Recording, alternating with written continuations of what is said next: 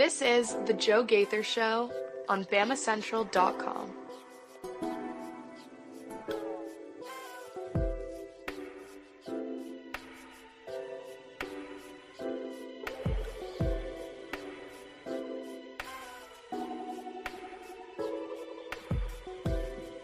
Good morning. Oh, perfect timing. I love it, love it, love it. Good morning, Tuscaloosa, Internet World, West Alabama. How we doing today on this Monday? It's the Joe Gaither Show on BamaCentral, BamaCentral.com.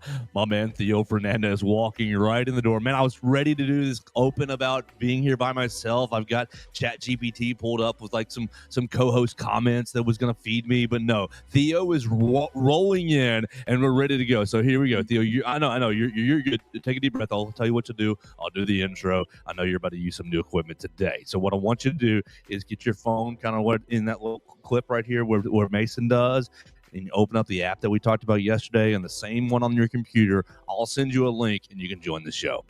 This is the Joe Gaither Show on BamaCentral, BamaCentral.com. You guys are all checking us out on the BamaCentral YouTube channel, on the BamaCentral Facebook page. You're listening to us on Apple Podcasts, Amazon, Spotify, wherever you get your podcasts. The Joe Gaither Show on BamaCentral. We appreciate you checking us out right there. Actually, numbers are going up, and I am so thankful for that. As we are in the summer season, things are getting a little slower. Theo, check your Twitter DMs, and that's where the link to the show will be. So once you get yourself set up, they'll be in your Twitter DMs. You can go there, and I'll add you into the show. That way, we're all looking like we normally do with Mason. Everybody's in the same little camera screen.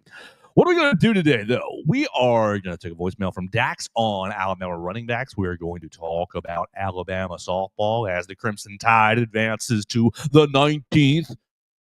Their 19th Super Regional, getting past Virginia Tech, Belmont, and Jackson State over the weekend. They're going to be taking on Oklahoma in the Super Regionals. We will touch on Alabama's SEC tournament Tuesday morning. Tomorrow morning is going to hijack the show. We will be up in Hoover. We got to figure out what time we're going to do the show. That's going to be a big issue this whole week, because Alabama is on the morning slot. You got 9:30 tomorrow against Missouri, and then it's the next day. Look, you're already there. You're figuring this technology thing out. Look, the young kids know technology so well. I gave Theo some quick instructions, and he is right there. He's about to join the show. You follow Theo Fernandez at Theo Fernandez _. I almost put just one underscore today, but it is the double underscore. Take a deep breath. You're good. Line yourself up. I'm not in a rush to get you. You're all good. I wanted to rip on you for being late, so the later you are, the more I can rip. It's all good. Whoo! We had a fun time in Road Stadium. I hope you guys joined us there. I hope you guys joined us on the comment section at Joe Gaither 6 at BamaCentral. Leave us a voicemail like Dax at 205-462-7340, extension 800. The only thing I'm going to say to you, Theo, it is perfectly fine for your camera. If you want to zoom it in for yourself, you're welcome to. Oh, that's the next thing. You got to mute your computer.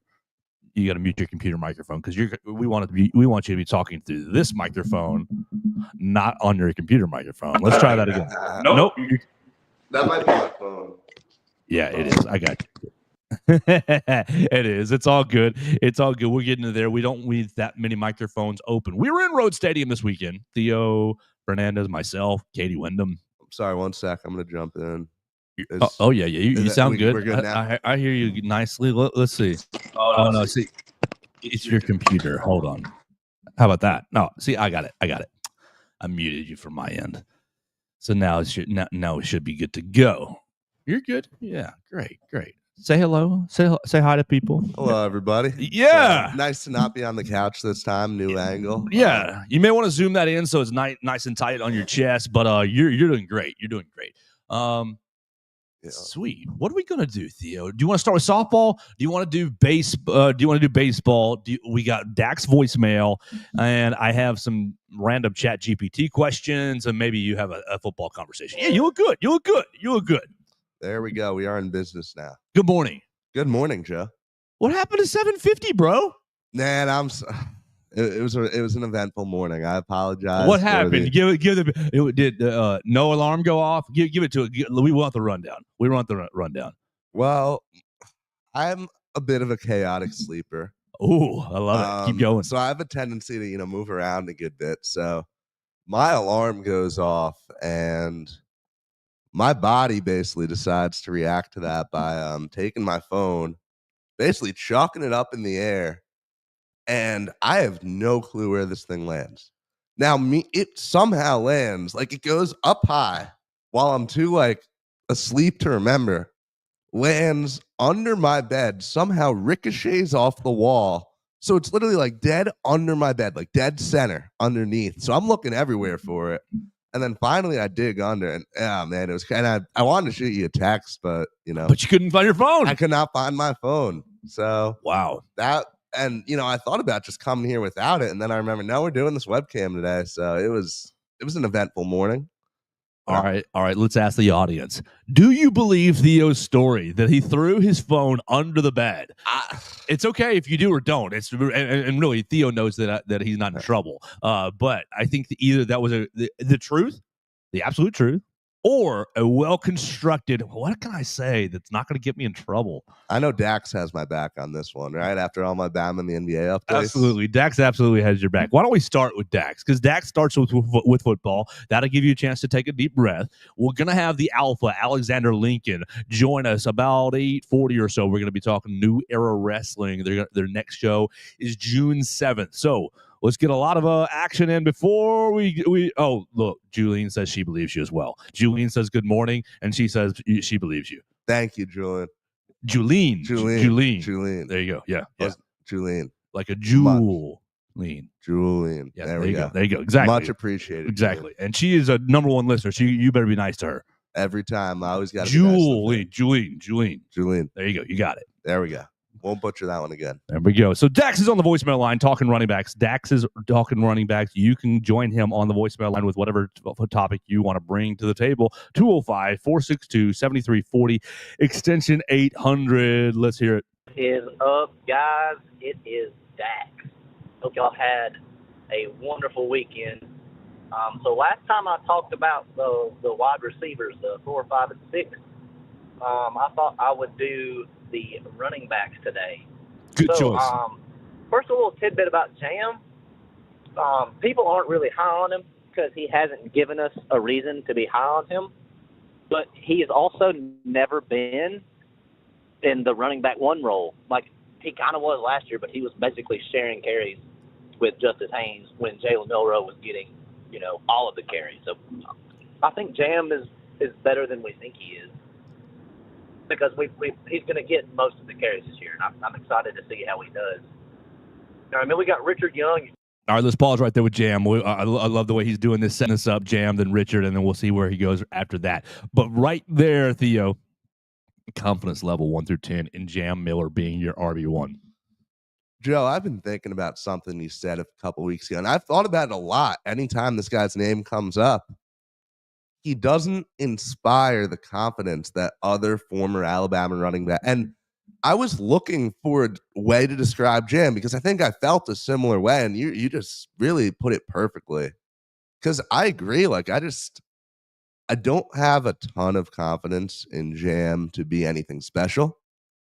And I think that if our running game is going to excel, it's going to be because, maybe Richard Young or maybe A.K. Deere really steps up. So I'm sorry, Julian, but I do not agree with what you're saying in those comments there. I think Jam I think it's a solid feature back. I think he'll do what needs to be done in an offense led by Ty Simpson or Keelan Russell. I think, we can get away with a non-elite running back, but I don't know if he has that next level to reach, honestly. All right, so let's take Dax's point and dissect it, because I think he makes a good one. Jam was definitely technically the RB1 last year. He's your first running back. He's getting the first carries. You had Justice Haynes pretty much going 50-50, but Jam was getting your first run. But really and truly, your RB1 was Jalen Milroe. Yeah, right. So I think Dax makes a really interesting point.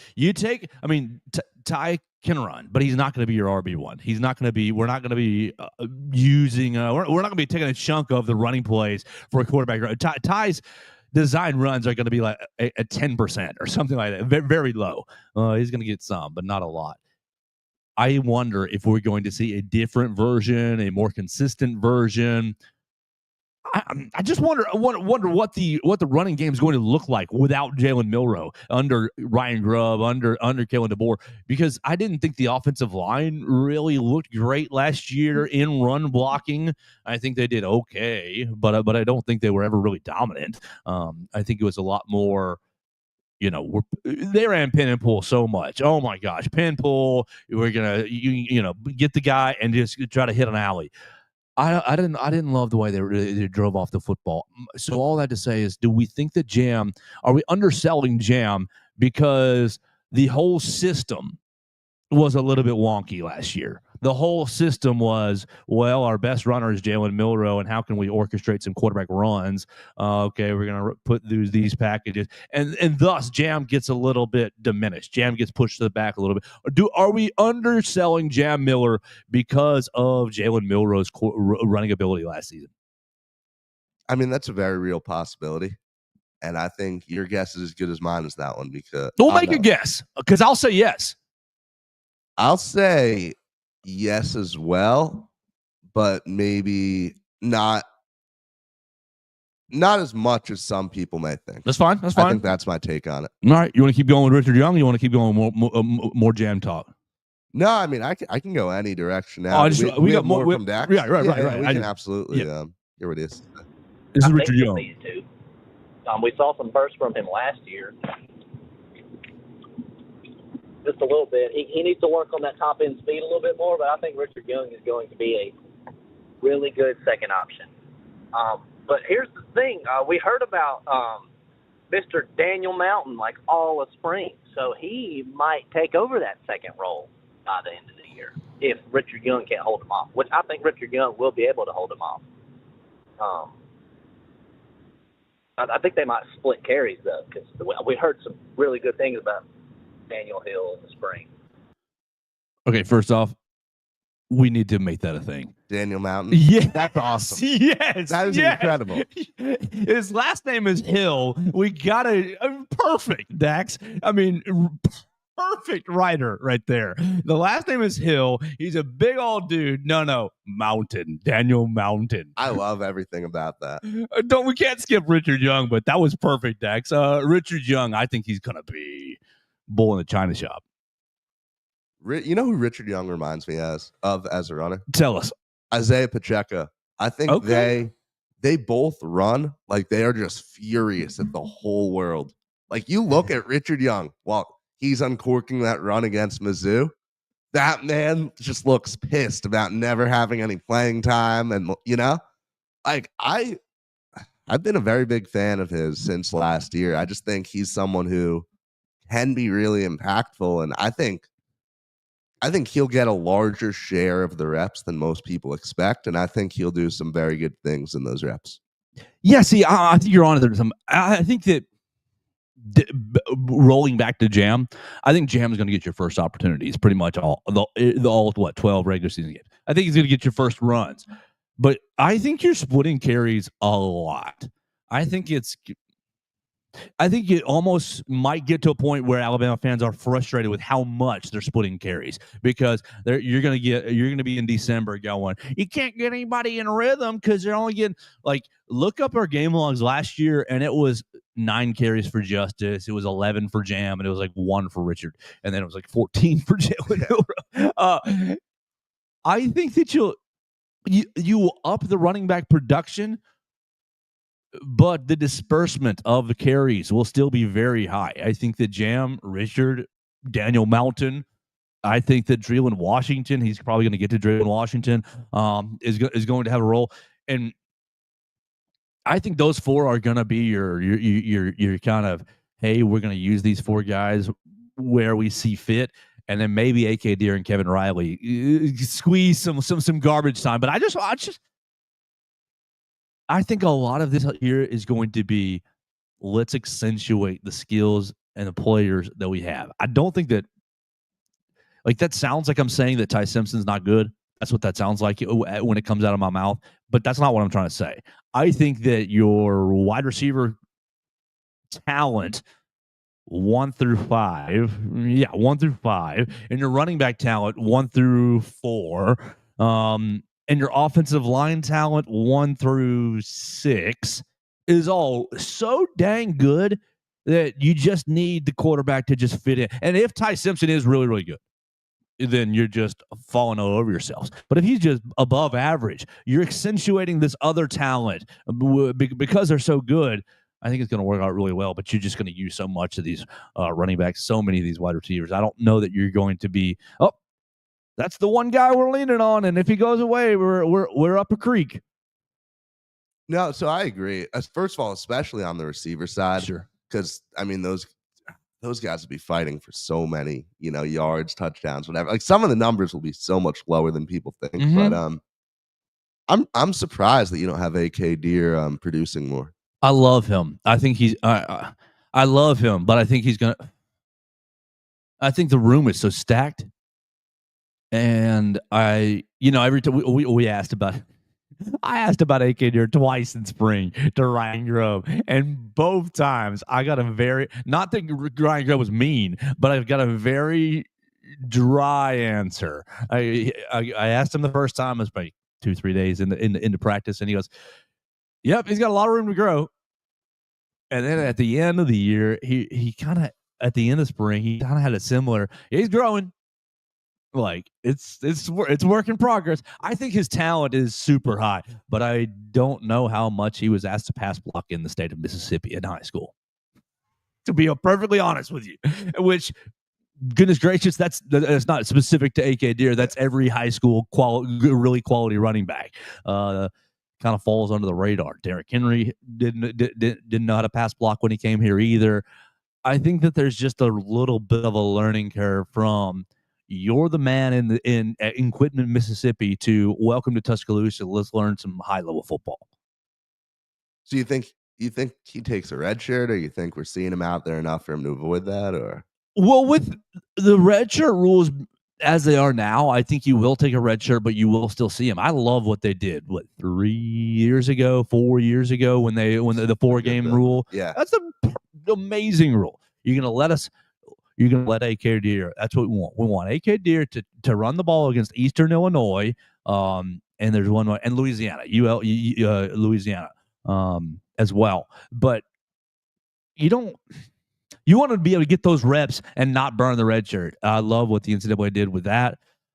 To your question, yes, I think we will see him, but not enough to burn the red shirt. Well, postseason's free. Yeah. Postseason's free. So those 12 games, I think you'll see him 3 or 4 different games so that he can stay under the red shirt threshold. And then postseason, you may see him, sprinkled in, maybe. I doubt it, though. I would doubt it. You see, I didn't even realize that was a newish rule. Yeah, it's because you're so young. Yeah, no, I was like probably sophomore year of high school, like around I was. That's surprising to me that guys weren't always able to go and do that. The evolution of the roster, of eligibility is so funny. But way before I was born, freshmen weren't even allowed to play, or like you got superstar freshmen, which was rare, but like weren't even allowed to play, and then you end up You play one snap, you burned your red shirt for a long, long time. One snap, you burned your red shirt. And then what? Maybe that rule's 5 years old. Maybe time is running together for me. But it feels like that rule was started around the time of the college football playoff. So maybe it's closer to 10 years old. But it does still feel new to me. Yeah. Wow. Okay, that's very surprising to me. Yeah, I think AK is going to play, but not enough to burn his red shirt. All right, so we got Jam Miller, we got Richard Young, and we got Daniel Mountain. Daniel Mountain. I'm writing that on literally every time I talk about him. Daniel. Okay, so we should decide: is it Daniel quotes Mountain Hill, or is it just Daniel Mountain, or is it Daniel Mount parentheses Hill, or what do you think the best way to market that? And look, Daniel, when this is your NIL path right here. Oh yeah, no, there's no doubt on that one. Like he should be selling these shirts as of tomorrow morning. What do you think the right? Is it just Daniel Mountain and people should just assume, or do we need to put it in quotations and put Hill or like a middle name? What do you? I think it's funnier if it's just Daniel Mountain. I think that's the only way to do it here. Make it an inside joke that only people like. Who the heck is Daniel Mountain? And then when they see him, they're like, "Oh, that's him." Yeah, right. Like They connect the hill to mountain. There needs to be that inside factor for it to really connect with people. I think. All right, so from here on out, there is no Daniel Hill. There's no Daniel Hill. It's Daniel Mountain on this show forever. Mr. Mountain, if you ever need a marketer, you shoot me a DM. I'm not actually allowed to do that. It's my work for Crimson Tide Productions, but I'm not allowed to be involved with NIL in any way, shape, or form. So if I get an athlete on here, you got to be off the show if they're sponsored by Billy's Barbecue that day. Yeah, like if you or Derek Daniels State Farm Studio is like sponsoring that or anyone, like, yeah, no, I theoretically cannot be there. Wow. It's shocking to me. Crimson Tide Productions because y'all are affiliated with the university. Yeah, technically UA athletics employees. I had to quit my job with the Crimson White when I first started there. Wow. And at work it led to me getting multiple better jobs doing writing. So thank you Crimson Tide Productions for that one. But yeah, no, they take it seriously there. Yeah, every time that I've ever met a student, I'm working Crimson Tide. They're always high level people. Oh no, it is some of the most skilled people I've met here. All right, let's keep going with Daniel Mountain. And then running back 4. I'm gonna back up like 2 seconds. Because we heard some really good things about Daniel Hill in the spring. And then running back 4, I think we've got Mr. Kevin Riley. He is by far the fastest running back in the group, but I think the reason he's not getting as much playing time is because he needs to work on that pass protection. That's what we like, is a running back to be able to freaking block anybody coming from anywhere. You got to be able to block in the running back. And then AK Deer at number 5. Oh man, I can't wait for him to get his feet under him and get some experience. AK Deer is a machine. He's just got to get them reps. So, yep, those are my thoughts on the running backs. Let me know what y'all think. Roll Tide. Running back, y'all. You don't even know what reference that is. I do not know. Oh my gosh. You need to go watch Remember the Titans today. That's a Remember the Titans. I've seen that movie twice, but that one just didn't land. Was that Petey? Running back, y'all. He comes all in. They're all introducing each other, and yeah, saying what positions they play. That's never a bad one to rewatch. I just rewatched Mr. 3000 last week. I've been running through some old sports movies. Bernie Mac. Yeah. It was better than I remembered it. Oh, what a girl. Remember the Titans is a classic. I should run that one back. Okay, well, what do you think about these running backs? Let's put a little bow right here. Dax, is Kevin Riley really the fastest in the group? That's what they say. I don't know. That's what they say. I know we love him. I know we love what he did here at County High. And go Wildcats, 7A state baseball champions. Congratulations. Absolutely incredible, by the way. That caught everyone by surprise. One of the cooler things we covered at WVUA this year. I don't know. I don't know. I don't know a ton about Kevin Riley, and I wasn't here while he was here in high school. That's fine. He's right. He is very fast. Might be over. I'm not sure. I'm not sure what kind of role he has in the program. I think that he's, not anybody that you have to worry about. I'm just not sure if he's going to find a big role on the field. I like him. I mean, and he was super top notch when I covered him at County High. Absolutely. But I just think the room is so full. I'm not sure where he fits in, and perhaps that's my own ignorance, and I will own that. Absolutely. All right, let's move on. We're going to have the Alpha Alexander Lincoln join us in just a minute to talk about New Era Wrestling. We're going to talk about WWE. We're going to talk about AEW. We're going to talk about the next show, June 7th.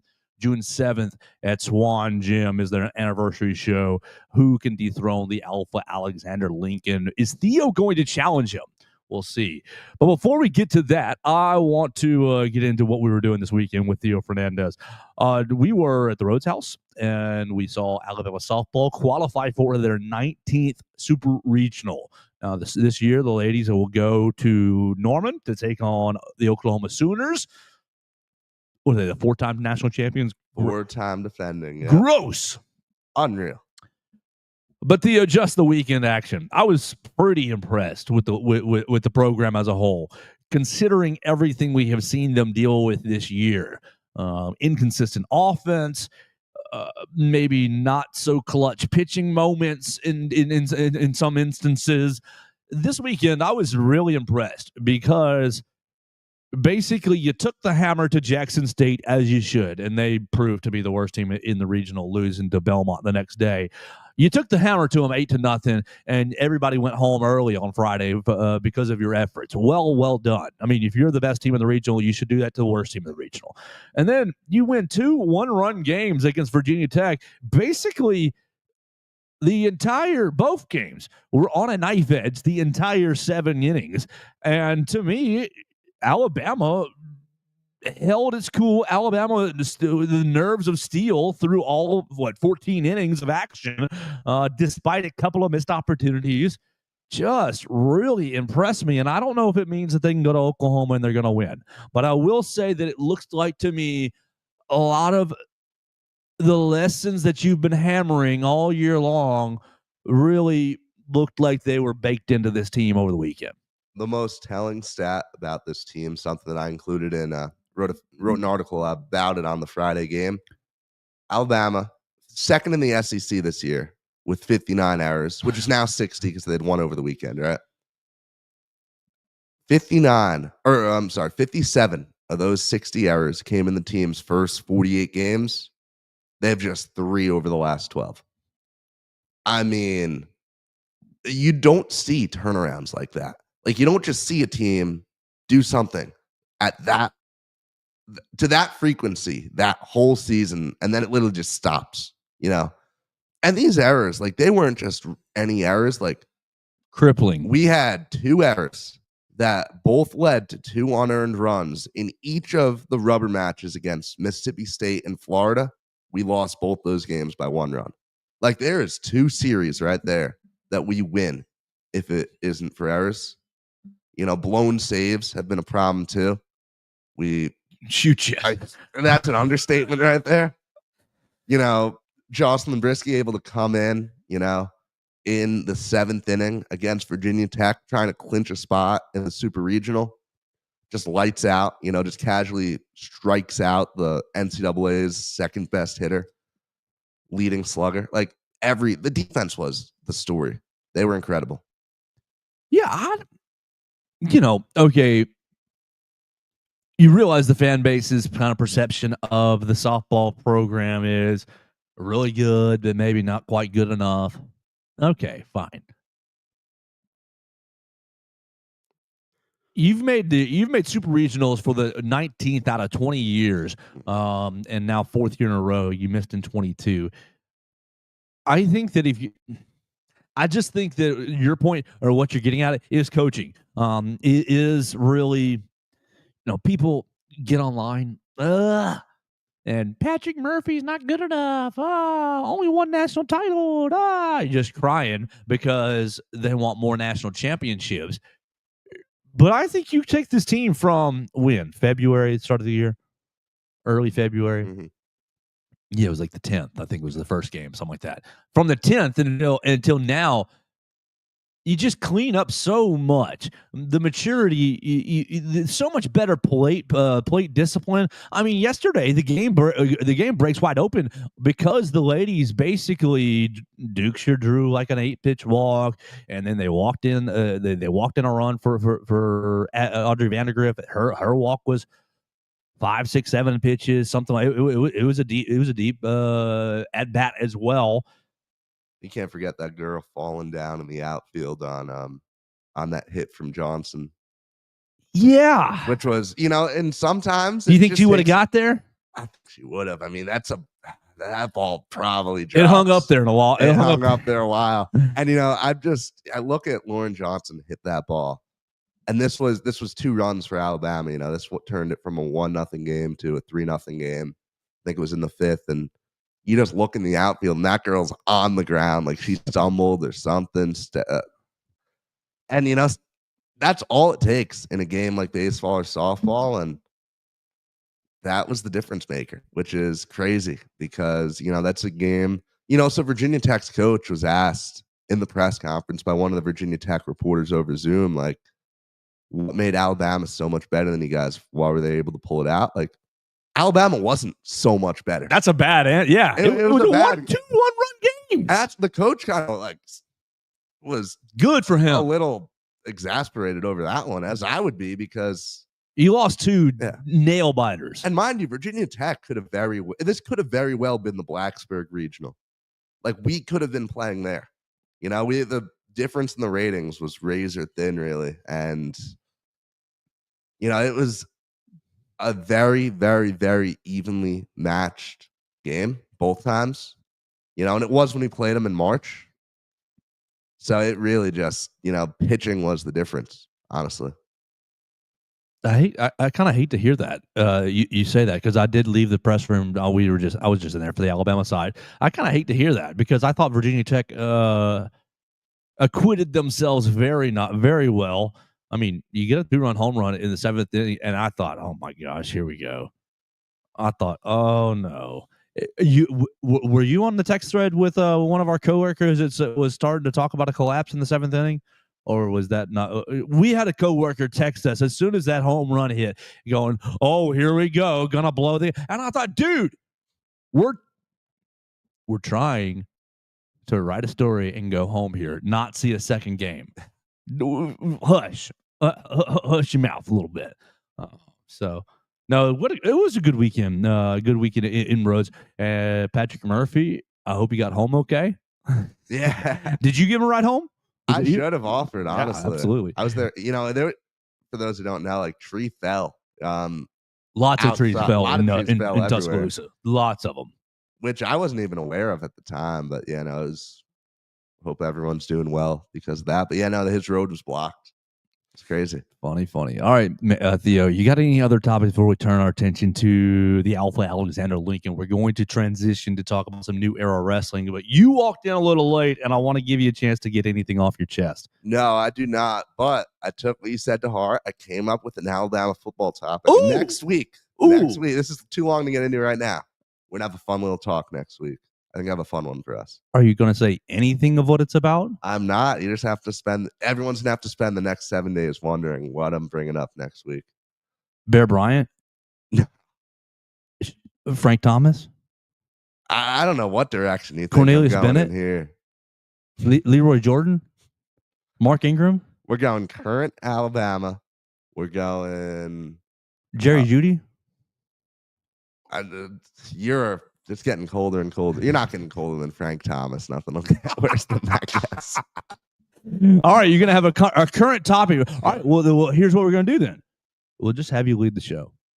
You feel good about it, and you look like you feel good about it. We'll just have you lead the show. I think it'll be an engaging debate. Engaging debate. Okay, engaging. Are you going to bring? What engaging debate could you bring? I don't know. I guess we'll have to find out next week with Theo Fernandez. We're going to make that the first segment. I'll just do our generic. Welcome to the show, Theo. What you want to talk about? You can just lead us right in. And then 50 minutes breaking down if Frank Thomas is the most overrated Alabama football coach of all time. That's what we're getting next week. That would be great. That would be great. I would love that. All right. So next week, Frank Thomas, is he overrated or not? But this week, it's New Era Wrestling after we tell you about Warren Tire. So my name is Russ Warren, and I'm one of the owners here at Warren Tire. We started in 1961. My granddad on University Boulevard, so we've been kind of a staple here in the Tuscaloosa and the University of Alabama community since then. And so thankful to be in the third generation. And we have 2 locations now in Tuscaloosa. We're right here at the 15th Street location right now where we just do tires, brakes, and alignments mostly here. Our university location does oil changes, engine work, air conditioning work, front end work, the whole 9 yards. And so any of our 2 locations, you can come check us out.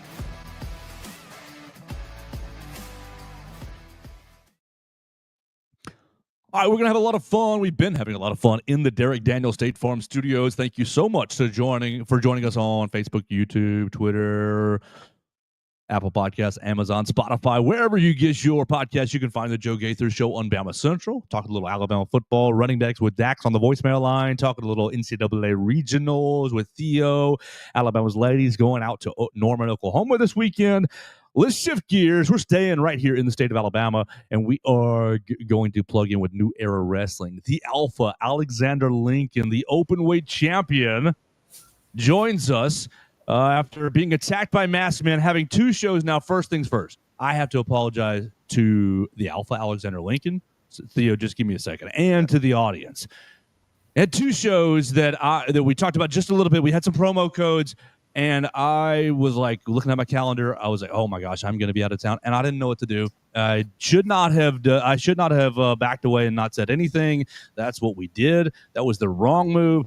We apologize for that to the audience and to New Era Wrestling. We're not going to do that this time. We have June 7th, anniversary 7 is what this looks like in Swan Gym. We're going to follow up from Clash of the Keystone. We're going to follow up from Unresolved. We were at Bad Moon Rising. We're going to follow up from Unresolved with the Alpha Alexander Lincoln and set up the anniversary show. So with all that, apologies out of the way.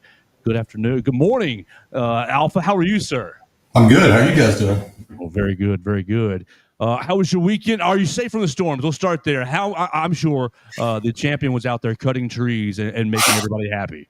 Yeah, we, my wife and I actually had we did a staycation. We went into my in-laws' house because they're out of town, and we had an overnight babysitter, and we had all this big plan. And I guess it was like right at 6 o'clock yesterday morning when that storm hit, and so lost power, and we didn't feel great about leaving our babysitter with our 3 children with no power for like 3 or 4 hours. So we pulled the plug on that and had to go home, but we're good. Yeah, we got power back about 8:30. There's still some big trees down over by Sokol Park.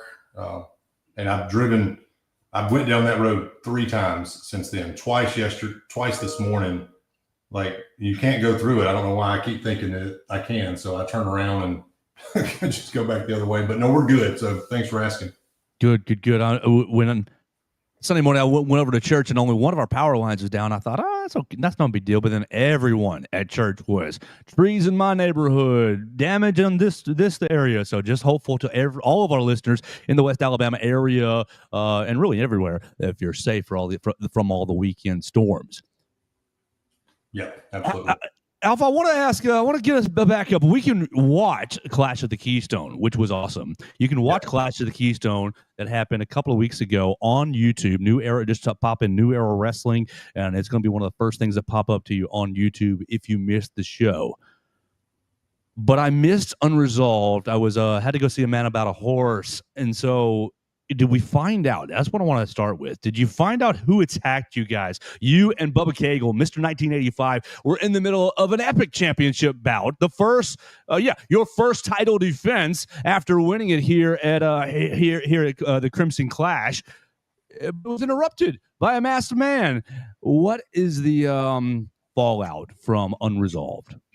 Let's see. So I started that show and we called out the masked man. As you know, there's been a lot of I got a lot of response on Facebook about that. It was Theo. It was Theo. Everybody wanted to know who it was. I want to know who it is. I was cut off by one of your favorites, Damian Serotonin. And so, to make the best use of our time, he doesn't wear a mask. He didn't need to wear a mask. He never has. And he came out, and I think since you weren't there, you don't know that I did offer the masked man an opportunity at the New Era Open title if he would show himself. And that's when Damian showed up, requested that championship opportunity for himself. He made a good point that was true, and I admitted it, that I've not ever been able to beat him when it mattered. And so couldn't let that go. So that was our main event at Unresolved, was myself and Damian. Came out victorious. It still says champion under my name here. That's right. We're not going to let that snake take the title. He got a little help from the Dragon, his mentor, during that match. And I ended up getting a little help from Stone Phillips, who's had a tough time with Damien. So it was a big mess right there at the end, but it was a really fun show. And then after that, after all the dust had settled, our buddy showed back up, the Masked Man, again, as if from nowhere. And so at that point, I'm not proud to admit I was pretty cooked already. So he's on me pretty good. And it was then that Dawson Kimbrell made his much anticipated return and kind of cleared the ring. Dawson's a friend of mine. He trained with me. Well, I trained under him some when I first started. He's been missing from New Era for about 18 months or so. He had a quick appearance in our Resolution Rumble, but he had some stuff going on in his life. I think he had like 3 kids in like 12 months. It seemed like, I don't know if that's possible, but he had a lot of kids really fast. But now, and there was some speculation that he was even the masked person, as you may recall. So, anyways, Dawson cleared the ring and gave me helped me out there and requested an opportunity to get his championship back that he lost before he left. So, so our main event at Anniversary is going to be the Dynasty, Dawson Kimbrell versus myself for the New Era Championship, June 7th at Swan Gym. So that's a lot of words to try to paint. See if this is easier if you come, so you kind of know this, right? So absolutely. And I definitely, Theo, why are you attacking the Alpha Alexander Lincoln with a mask? Why are you doing this? I mean, that'd ruin the fun if I told everyone that. You know you can't beat him straight up. Oh yeah, I would never try. Then why are you doing it? Because like it's the goal. The goal is the championship, right? Yeah, that's what you got to shoot for. I'm sure you're just a body double for the real Masked Man. Hey, I'm on his payroll. I'll leave it at that. Oh, okay. All right. I see that. All right. So, well, I am not on anyone's payroll, but we're on the side of justice and truth. On June 7th, in Swan Gym, Anniversary is going to be right there, and you'll be able to see the Alpha Alexander Lincoln take on his mentor Dawson. As I guess, have you? What's the win-loss record with the mentor? Have you ever taken him on before? Obviously, he is a former champion. I touched him one time at the Resolution Rumble. We had an exchange, and it's kind of short-lived, and everybody went their own separate ways. So we've never had a match before. We've never wrestled in any real sense ever. So I can tell you that he's really good, and he looks like he was cut out of a piece of granite, which is kind of intimidating.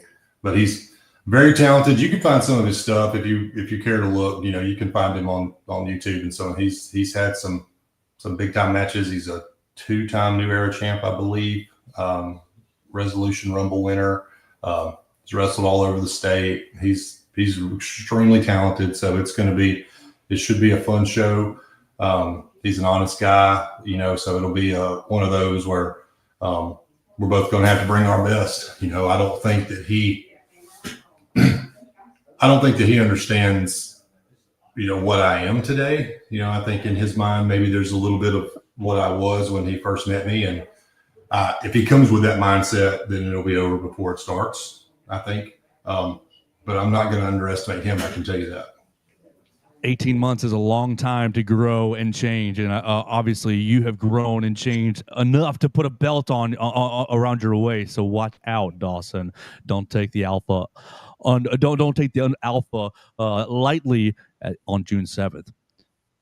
Now, I want to talk about, ask you about Clash of the Keystone, because I'm watching it on YouTube over the weekend, and I seem to remember storms, just nasty. I mean, storms have been the theme of the interview, I guess, a little bit, but just nasty storms in the state of Alabama that weekend. How was it wrestling outside with wind and kind of swirling action at the Clash of the Keystone?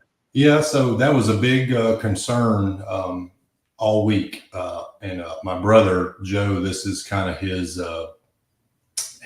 backyard where we had the show, and so he was kind of really promoting it, really pushing it, and had a big match in the main event, and so he was extremely nervous about it, the same way I was about Crimson Clash, because if you remember that back in March, we had a similar situation, and it turned out perfect. Well, anyways, we had decided that we were going to make a decision on Thursday whether or not we were doing it. And Thursday, things didn't look any better, on the radar. But I told him, I said, look, we're just going to do it. I don't really quite know how, but we're just going to be there and we're going to do it. And if we have to postpone it for a little bit or start it later or whatever, we're just going to do it. So everybody got there. And I think the ring showed up right around 4:00. And so the crew that they have that does that, who does a fantastic job setting that up, by the way, started unloading it. And it was about then that it just, came up monsoon. So we had a plan if that happened, is that there's certain things that can get wet and there's some things that can't. So the things that can't, we had already taken inside. And anyway, so it started, I think from about 4:15 to like 5:20, it was just this monsoon. And then the radar showed us like a 20-minute break.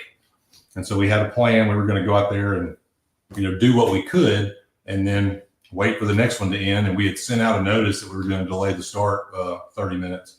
Anyways, it stopped and that 20-minute break happened and then it just never came back. And so it just, literally when we started the show, it was beautiful outside. It was a little bit of a breeze. So it was one of those things where, God's grace was with us and we got to do it. That show's a big fundraiser for the Keystone Club. So it was I feel like we had a little added protection there. So it turned out perfect. That's awesome. That's awesome. God setting you guys up for a great evening. It looks beautiful on YouTube, to be honest with you. The outdoor aesthetic, maybe some of these street lights, it really comes off great on YouTube, to be honest with you. Jack, you need to check this out. Or excuse me, Theo, you need to check this out. Type this in, mute it so it doesn't come over the air. But watch this as I'm chatting with you. Okay. New Clash of the Keystone 2. Or you can just type in New Era Wrestling, and it's like the first video. It looks awesome. You can just tell how cool it is, temperature-wise, and then everybody seems real energized that night. So I'm really glad it turned out well for you guys. Yeah, no, it was fantastic. Great main event. We had the inaugural Keystone Championship match, so that'll be something where that title's defended. Right now, I think we're trying to do 2 shows a year there. So that'll be specific to that venue. And my brother was able to win a fatal 4-way elimination, and Joe, so he's the current Keystone champion. So we hope to do one in October, possibly November. When you get in the fall, football's a thing. So we're looking at maybe that weekend where Auburn and Alabama, I think it's like the Saturday before Thanksgiving, where the games aren't the greatest games, potentially maybe they're earlier in the day. We could do the show at night. So we'll see. Alabama having Eastern Illinois that weekend. That's November 23rd, 22nd. Yeah, we're hoping for a couple of 11 o'clock kickoffs that day. So I think that might be in the cards. Yeah. Absolutely. And you got 2 Alabama bye weeks in the fall. Speak about that. Just how difficult it is scheduling everything, trying to get people to come in to watch New Era Wrestling. Yeah, no, it's always something because there's obviously football season. So you schedule in the bye weeks for the Saturday shows. And that typically those have done really well just because, everybody's, Bama's not playing or whatever. So get people to come out. And then you get into the spring and early summer and a lot of kids are playing baseball and stuff like that. So the Unresolved show ended up being great because it rained all day and all the ball games got rained out. So we were pushing stuff out there like, hey, we're still doing our show, so please come, and it turned out really well. Now, the Alpha, I read on the internet, on the interwebs, that you had a recent birthday. So just another year older, another year wiser, another year stronger, another year that your competition cannot get any closer to you. Did you celebrate your birthday in championship fashion? No, I'd say it was my 39th birthday. So I'll let you guys do the math. And it was good. I'm pretty easy. I just wanted to be with the family, and my wife and I went out this past weekend kind of late, but we had that, like I said, that overnight babysitter. So it was good. I didn't imagine that I would be doing some of the stuff I'm doing at 39 3 times. But I feel great and I love doing it. And so it's going really well. Really. really glad to still be here. So in a couple of weeks, you're going to be taking on your mentor Dawson. Excuse me, on June 7th, right there, Swan Gym for anniversary. What are you doing to prepare for that? Are you going over old lessons with him? Are you going over old tapes? You said you only touched him up once, right there in the Royal or in the Rumble. What is the preparation like to prepare for your mentor? For this one, mainly a lot of the same stuff I always do, but full disclosure, I'm trying to drop 10 pounds before that match because Dawson can move really well, and I need to be. I'd like to be a little bit lighter on my feet if I could be, and that's just no secrets. He knows he can move a lot better than I can. He's a good bit younger than I am, so I feel like that would be an advantage to me. So there's some some thinking of behind having a caloric deficit, but also on the countdown to that, you don't need to be in a deficit for the match, right? So there's kind of some balance there that I'm trying to hit. Ooh, so what's the secret to losing 10 pounds? Because I'll follow you. Eat less. I struggle with that though. I've got a sweet tooth and all that stuff, and so I've got the MyFitnessPal going, and so I do my best to log that stuff. When you're working out right now, obviously it's warmer outside, so I'm sweating more. So I try to take in. I've taken a lot more sodium. That's the thing now, because when you're sweating, you're depleting sodium from your body. So I'm trying to do a lot of that. Replace that. I've got a new supplement that I'm trying. So I don't know. I'm really bad at it, because I don't like to not lift weights. And so, but when I'm lifting weights, I want to get all the protein that I can have, right? And so, but then that doesn't really go well with trying to cut weight. So it's hard. It's really hard. So what I just heard right there is the Alpha Alexander Lincoln has a sweet tooth, cutting weight for the next couple of weeks, trying to get ready for this match. So his fans, the loyalists, what do they need after you win, obviously, and you've cut your weight? What's the sweet tooth that you're looking for your fans to, wrestlers meet and greet? Here's my friendship bracelet. Here's my poster that I made you. Here's the art that I made you. What's the sweet treat that your fans need to bring? Are you a brownies guy? Do they need to bring you home baked goods, home baked cookies? What's the meet and greet after the championship win gift that the fans need to be baking? The Alpha Alexander. If I had my choice, it's the Bluebell cookies and cream. That's like the go-to. But that'd be hard to transport. So my backup would be chocolate chip cookies. So we will see a bunch of chocolate chip cookies in Swan Gym June 7th to celebrate the Alpha Alexander Lincoln defeating his mentor and remaining champion. First of all, these Keystone highlights are unreal. I've just had them on in the background. What you think? You guys just stacked a bunch of bodies and you're hanging out by them. This is fun. There's three bodies stacked on top of each other here, and the Alpha, you're right there. I was more entertained than I thought I would be watching those highlights. I'm very intrigued by going on June 7th now. So is Mason on vacation or something? Is that what's going on? You got Theo in. Mason's fired on Mondays. No. Mason on Mondays works at Home Depot. He has a real job that he maintains in case this job ever falls through. Sure. So that's his Monday fall through, and Theo is the replacement. Theo's a student from New York. Theo is, what are you, 1920? Just turned 20. Yeah. Oh boy.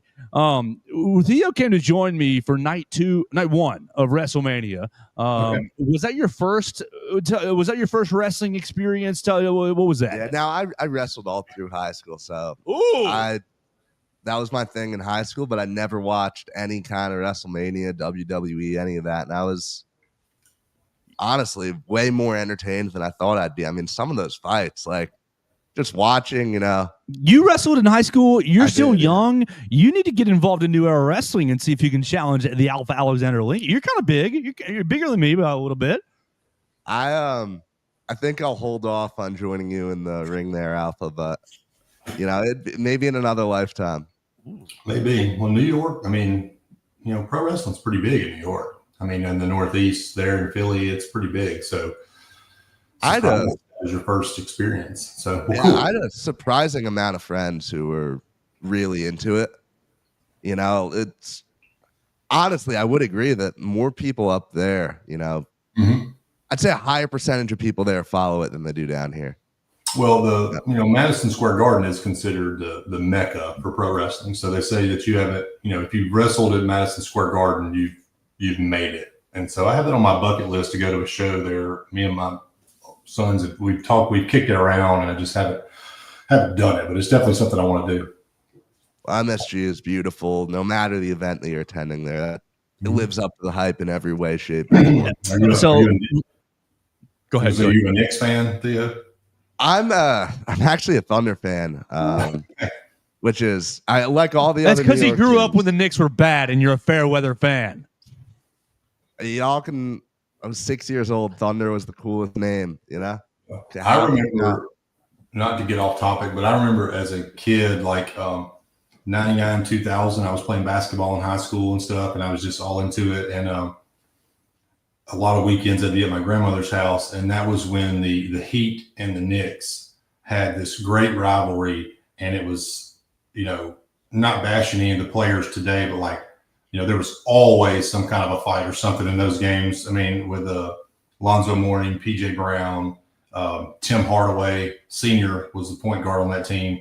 But like Larry Johnson, Charles Oakley, John Starks, obviously Ewing and Allen Houston, like those games were so much fun to watch. And I think that was the little window of time when Jordan was potentially out or had just retired for the last time. I can't remember, but those were fun games to watch. It was the last time they made it to the Eastern Conference Finals too.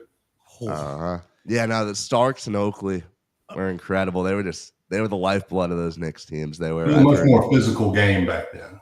Oh, trust me, I wish we could go back to that now. Theo, is your hometown just like on fire right now because of the developments in the NBA? Is everybody just juiced up, excited? No, like when the Knicks are good, it takes over that city to a level that like even the Yankees can't pull off.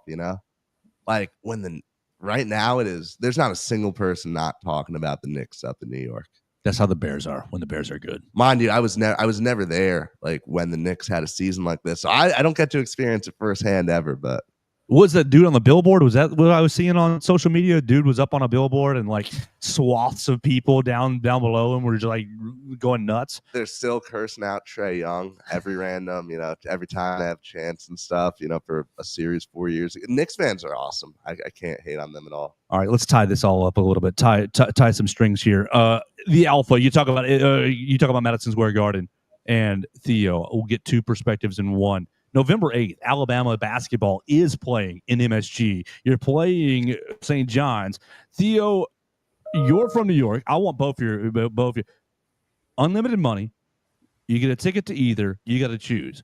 Alabama LSU football in Tuscaloosa. Best seat in the house. You pick your seat. I don't care. 50-yard line. Or going up to New York, Alabama St. John's basketball in MSG. Best seat, mid-court.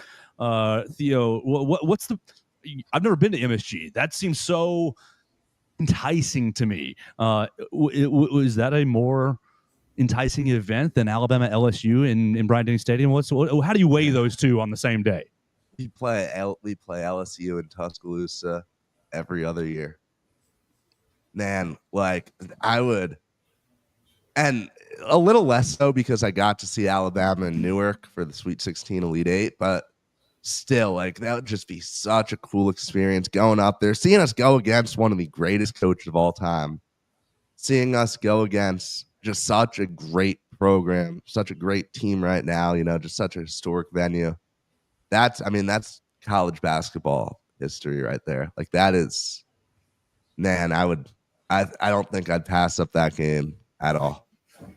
I think I have to agree because I think obviously I've seen Bama LSU, many times in person. We get to see that every other year. Obviously, football is the top thing, but I do feel like we've entered an era of Alabama basketball where, for the last 18 years, lots of people have stories about Alabama football and where they went and where they stayed and what they saw. And I do feel like we might be entering an era of Alabama basketball where some memories are to kind of be made in that same sense, right? So I enjoy going to New York. Me and my wife enjoy going there. I've not been to MSG, so I would probably, now you've got my wheels spinning about that. So now I may have to figure that out, how to get there. I think that's a tough day for Alabama fans, just having both great events on the same day, but exciting, very, very exciting. Well, you could, depending on the tip-off. One year I went to I watched Alabama LSU play in 2000. I think it was 2000. It was 2010. It was the year we lost 3 games at the Ainsworth, which at that time was a bar in New York that was basically on Saturdays during football season was rented out by the Alabama Alumni Association there in Manhattan. I don't know if that's still a thing or not, but so it was like, it was just like, so you could hit MSG, you could hit the Ainsworth for the game, and then hit MSG for basketball and have the full experience. That sounds perfect to me. That's the dream right there. I've never been to New York before. I would love to go. Really? Yep. Just Chicago. I've been to Chicago maybe 4 or 5 times. Never New York. You got to make that happen at some point soon, Joe. Absolutely. Let's spin it back to wrestling just a little bit. We got a Saturday night main event coming up this Saturday. So that'll kind of get us warmed up for anniversary on June 7th in Parrish, Alabama. Start getting warmed up. Saturday night's main event is going to be, to me, I mean, I'm the easiest person in the world. It's going to be fun. You're reading online. It's not a good show. It's not a great show. I'm going to have so much fun this Saturday watching R-Truth and John Cena put on probably a comedy match, and then Drew McIntyre and Damian Priest in a steel cage. Those two, that's enough for me. The rest of the card's going to be fun as well, but I'll throw it right to you, Alpha. What do you think of the current storylines, where we're headed in WWE, John Cena's reign, and Saturday night's main event? Well, I was not to go back in time too far, but I was pretty disappointed with the WrestleMania main event. I think a lot of people were, just with the way it ended up. I felt like we could have got to that without having all the celebrity stuff. I just felt like there was a better way to do it. But moving on from that, I really thought that John Cena and Randy Orton, that match, the main event of Backlash, was significantly better than the main event at WrestleMania. I thought they put on a really good show. You got to see all the things that you want to see, tables, RKOs, crazy interference, just all kinds of madness. Obviously, R-Truth getting involved. So I enjoyed that. I do think that R-Truth and Cena will have a good show. I think. I don't know that they have said that this is for the title. I don't think it is. I didn't see that where it said for the championship. It's just like a match. So I have a potential. This is a bit of a reach, but is this the night that Cody Rhodes returns and R-Truth pins John Cena in a non-title match? I don't know. That's one possible ending. Probably not going to happen. But I just thought it was interesting that it didn't say it was for the title. So that to me kind of means that there might be some shenanigans around that. Or it also could be for the title and I just didn't see it. I think Drew and Damian will be really good. They're both really good. I think the Saturday night's main event has been fun. I think it's mainly been a venue to get just more eyes on the product for network television. So if you're booking some stuff that's kind of fun to watch, you might catch more, non-obsessive fans, more casual types, I think. So I'm excited to see it. I'm really curious to see how they're going to book John Cena out the rest of the year. And my money is pretty much on him dropping the belt to Cody in December in Boston. I think that's his last appearance is in Boston. So.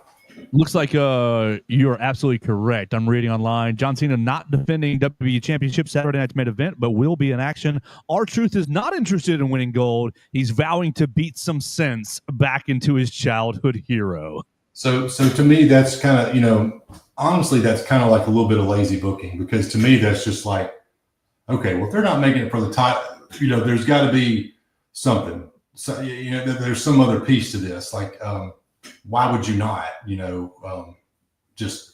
so anyways, but R-Truth character, he's not a very, he's kind of just a goofball. So maybe he doesn't even think to. He doesn't even know the title, that he has the title. Yeah, could be. Theo, what would it take to get you? How much money would it take to get you in a cage match? You and me, not nothing evil, nothing malicious, just for the sake of sport. Who am I up against? You and me. Oh, I don't need money for that. I'll get right in there. Perfect. I'm right in. See, you could actually kill me, but like someone else, someone more athletic, you probably need to be paid. Yeah, no, like there are levels to it. I think can I tag in Will Miller at some point? Like, I don't know that would go well for you. Will's a little bit thin. I believe I love Will, but he's a little bit thin. I want to bring some people. Hunter Brantley, that's who I want. All right, there you go. I'm out. I'm dead. Yeah, no, me and Hunter I don't think you stand much of a chance there. Hey Joe, with the Seth Rollins and all his deal, who do you think is his third man? Oh gosh, I would really hate for Sami Zayn to do the flip and do the I'm the insider. I think that's what they're doing. I mean, he was a great heel for a long time, but he's a really, really good baby. I think that he works better as a baby face. Oh gosh, do you ever pull the trigger on the Grayson Waller Austin Theory split and you bring one of them into the group? Yeah. Do you I mean, Carmelo Hayes is kind of taken up. I would have loved to see Carmelo Hayes sucked into that group, but he and Miz are kind of doing something. I think they're going with Sami Zayn, but I don't really love that angle. I think they're going to make us think it's Sami Zayn, and then something happen. I don't know who. I don't know who. If they do that, though, I'll be along for the ride and be like, yeah, whoever it is, great, perfect. We stumbled on a voicemail today, Alpha, that I think you could help us with. Okay. Dax called us on the voicemail and talking to Alabama running backs, and Dax gave us a nickname that we need to, as an Alabama entity, get off the ground. How about instead of calling him Daniel Hill, we're calling him Daniel Mountain. He just went right on. Oh, and that Daniel Mountain fella, and I thought, oh my gosh, that is a brilliant nickname. It's fine with me. I'm good with it. He's a big kid. What is your feeling with the Alabama football offense? We've talked a lot about it this offseason. We've done quarterbacks. Dax called on the wide receivers last week and running backs today. Let's just open a broad chapter. How does the Alpha feel about the Crimson Tide offense going into 2025?